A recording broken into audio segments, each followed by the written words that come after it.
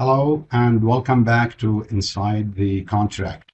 We are still on season 1. This is episode number 8. Today's topic is the engineer's role, powers, limits, neutrality, and decision making under FIDIC 2017. Contractors often ask, is the engineer my friend or my enemy? Under FIDIC 2017, the answer is neither. The engineer is a unique hybrid, an administrator for the employer, but a neutral decision maker for claims.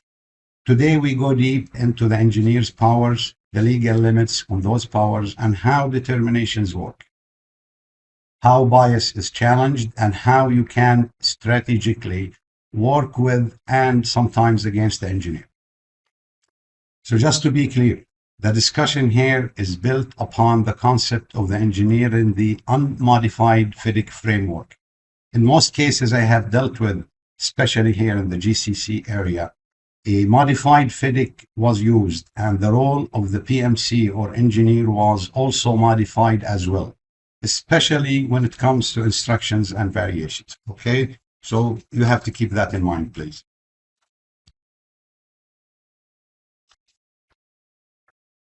Under FIDIC 2017, the engineer performs two completely different functions. First, in contract administration, the engineer is generally deemed to act for the employer when exercising authority under the contract, except where the contract provides otherwise. Second, when making an agreement or determination under subclause 3.7, the engineer must act neutrally and is not deemed to act for the employer for that purpose. This neutrality requirement was a bit weak and ambiguous in the 1999 books, but explicit and enforceable in the 2017 framework. Failure to act neutrally may have consequences with DAPs and arbitrators if proven. Okay. So what are the major changes between the 1999 and the 2017 books? Under FIDIC 1999, clause 3.5, engineer shall make fair determinations. Neutrality was implied, not explicit. Many engineers acted entirely as employer agents. Under FIDIC 2017, clause 3.7, neutrality is mandatory. Determination process is formalized. Engineer must consult both parties before deciding.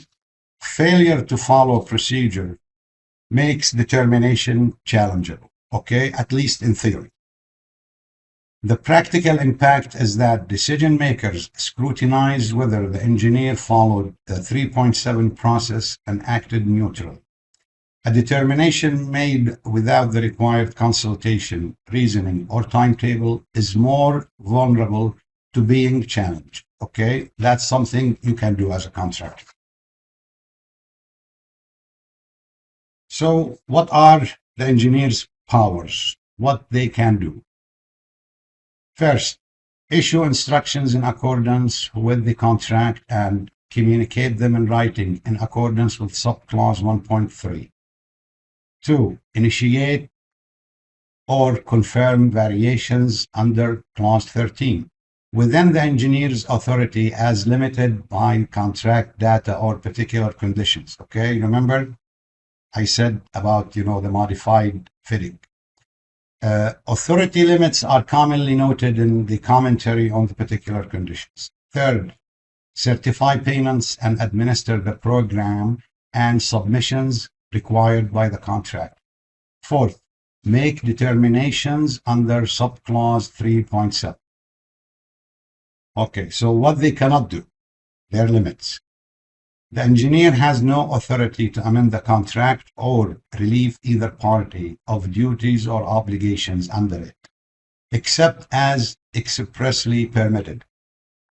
Instructions must be given in writing in accordance with 1.3, and oral instruction confirmation mechanisms that exist in some modified books, which the context are not the same as 2017 red and yellow books. I'm referring here to the MDB pink book, where the contract requires the engineer to respond within stated time frame. Prolonged non-response can create contractual risk and can be disputed, especially for matters that must proceed under the 3.7 timetable. Engineers cannot issue variation without employer authorization, as stated in many particular conditions. And again, you have to check your contract.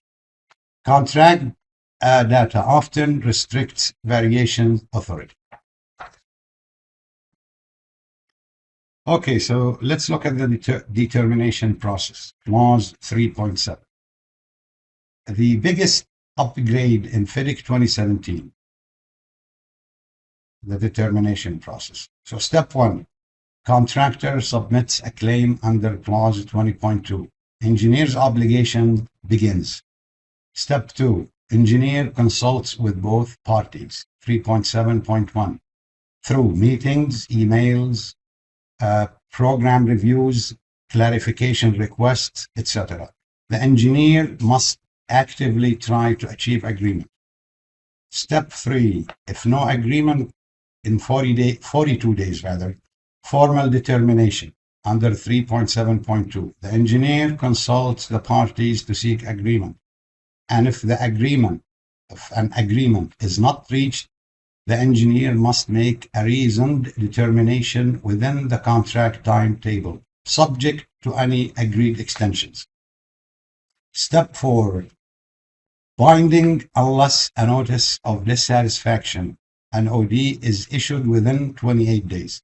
So the determination is binding unless a notice of dissatisfaction is issued within the required period.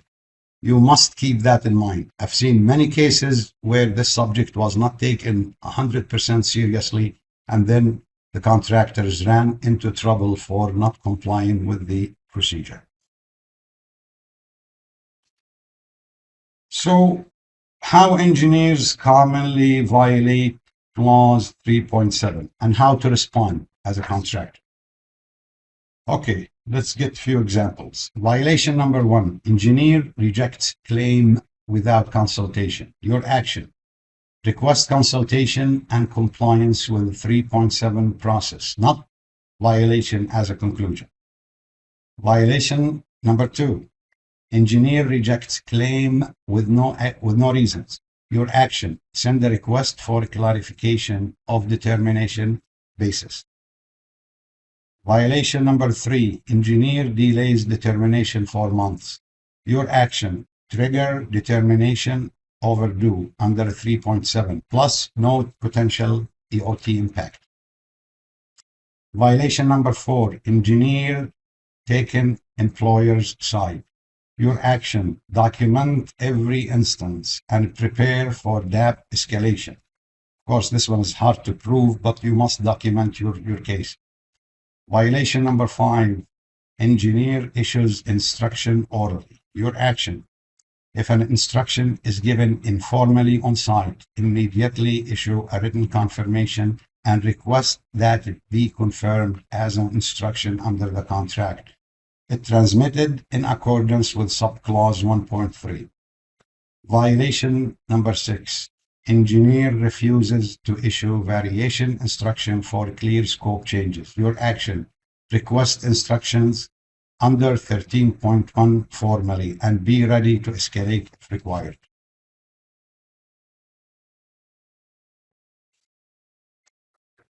Okay, let's look at some illustrative scenarios as has been reported on the common project patterns here, especially in the GCC area.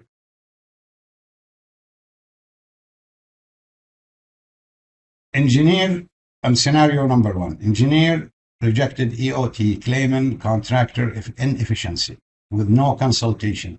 Decision maker ruled rejection is invalid due to no 3.7 consultation, no fair determination. Engineer acted solely as employer's agent.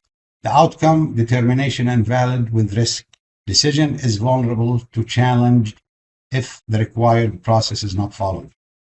Another scenario. Engineer repeatedly sided with the employer on design delays.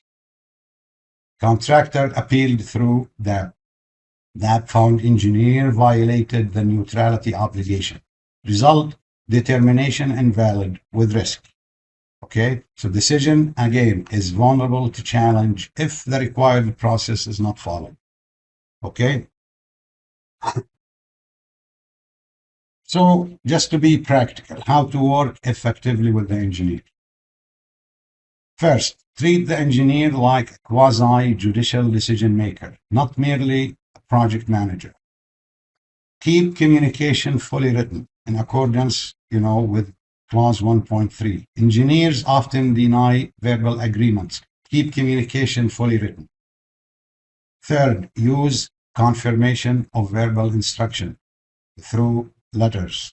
This protects variation entitlement, for example. 4, respond immediately to improper rejections.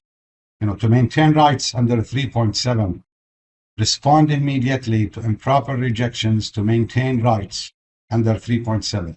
But you issue NOD only if there was an actual determination. So any communication before the determination, maybe this is part of the consultation or the cooperation between the parties. Okay, NOD only issued if there was an actual determination. 5, provide structured evidence. And again, I have talked about this several times in different contexts. Engineers respond better to time impact analysis, logs, registers, chronologies, clear folders, not messy documents. Number 6, maintain a claim register and variation register. Engineers rely on your discipline. Okay, so discipline and structured procedure goes very far in preserving your rights. Okay, so just to close, the engineer is a central decision maker in FIDIC administration, especially through the 3.7 determination mechanism. So understanding the engineer's authority, limits, and process is essential to predictable outcomes. Okay? So by this, we come to the conclusion of episode number 8. Next time, in episode number 9, we explore how to prepare extension of time claims using world-class delay analysis methods and real mega project strategies. Thank you for watching, and I will see you next time.